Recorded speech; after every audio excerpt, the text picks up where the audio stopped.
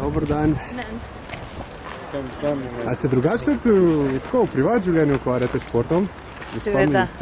Seveda. Kjer športov je najbolj pri srcu?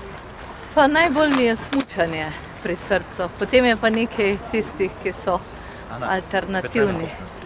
Od plavanja, potem tenisa, plezanja, enostavnejšega. In kolikrat na teden se to recimo rekreirate? Zdaj, odkar sem na ministrstvu, mi ostane samo jutranje telovadba v sobi, v stanovanju, pa v sobotah in nedeljah pa seveda rekreacija.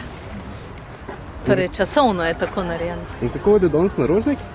Sam zaradi dneva zdravja ali tudi kaj drug razlog? Danes pa je osnovni razlog vzpodbuda seveda vsem tistim, ki ne hodijo veliko v naravo, da je dan zdravja mogoče samo kot ena pikica na i, pa ne samo zato, da bi mislili o svojem zdravju, da bi mislili tudi o zdravju narave. Torej vzpostaviti stik z naravo, čuvati jo in pri tem tudi ne povzročati tolikih klimatskih sprememb. Ker tudi mi kot fizične osebe, kot prebivalci te zemlje, smo veliki povzročitelji te tople grede in pa klimatskih sprememb. Torej, namen je dvojen, kajti preprečujemo bolezen tudi na tem področju, ne? Na področju ravnanja z naravo, ker narava nam vrača tisto, kar ji dajemo. Evo je gručica. Nekje v sredini pa skrivajo ministrica. A, ni v sredini, evo.